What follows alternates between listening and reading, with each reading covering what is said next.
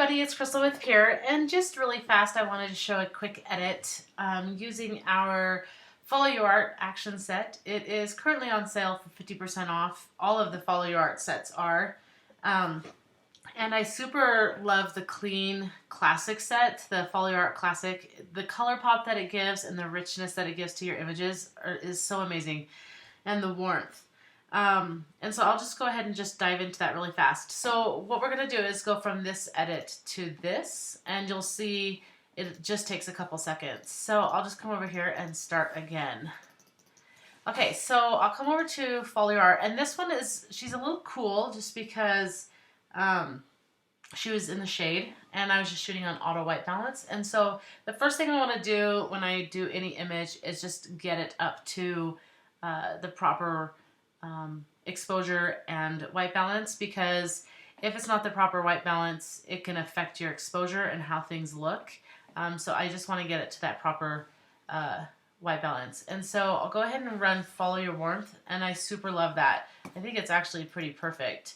I can make it a little bit less intense if I wanted to, or I could duplicate the layer and make it even stronger, but I think that is just perfect. So Shift Command E to merge that, and then I'll come over to Follow Your Color, and it's going to direct you to brush it off the subject's face if it needs it.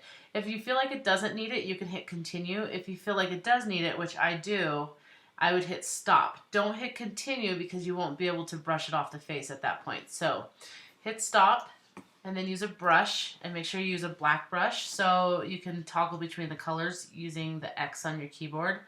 And then come over here to the face and just brush it off. I just brush it off anywhere that's got skin, or highlights. And then you hit play again, and it'll finish out the action, and then you can brush off this part off of the skin. And so that's what I will do. And then I will just merge that. Okay, so now I'll come over to Follow Your Dark, and Follow Your Dark and Follow Your Light is like a dodging and burning type of action. So I'll use a white brush, and I'll lower the opacity of this brush to under 50%. And then I'll just come over here and start brushing around my subjects. And I feel like that is good. And then I'll actually change it to a black brush and make sure that I didn't get any on their face. I'll raise this up to 100% because I don't want to make them any darker. In fact, I'm actually going to make them lighter. So then I'll come over to Follow Your Light, and it's the same thing, but with a white brush, and just kind of, actually, I want to make my brush bigger, probably like right here, and just kind of brush that on like that. And then I can lower the opacity of this as much as I want. All right, and I still feel like she may be a little cool, so I'll run the Follow Your Warmth again. Lower the opacity of that to like 50%. I think that is pretty good. Okay, so then I'll come over here to, where is it at? Follow Your Matte, Finish plus Richness, and hit play. Now it's going to look really strong right off the bat, but I'll lower the opacity of this to where I want it. I'm not paying attention to them. I'm only paying attention to the background here. And I think this is probably about 60% is where I want it. And I'll use a black brush, and I'll just brush that off. And now actually I'll come over here. Let's see. I think that is pretty close to perfect. And Shift Command E to merge that. And then I'll do Follow Your Haze Warm, and it's going to look really strong again. So I'll just kind of bring this up to probably like 15% or so. I think that's perfect. And actually I may, since I only really want it on my subjects, I don't want it on the background. It would take me longer to erase it off the background than just erase it off to put it on my subjects. So if I click this mask and then Command I, it will invert that, and then I can use a white brush and just brush that on there. So it just saves me time than using the time to unbrush it from everywhere else.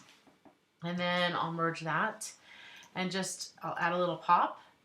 And I'll lower this to probably 10%.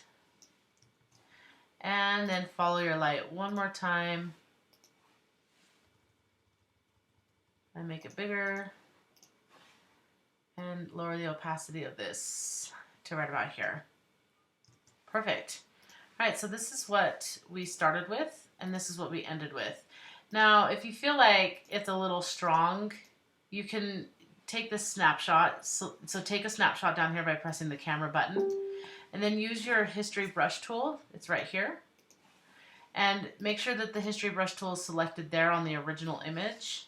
And I'll usually do it at about 10% or so because I don't want to erase all of it. And I'll just kind of brush it a little bit, and you can get rid of it'll revert it back to the original. So if you've cropped since you started editing your image, you can't use this tool because it'll try to revert the image back to the pre-crop, which will then look funny.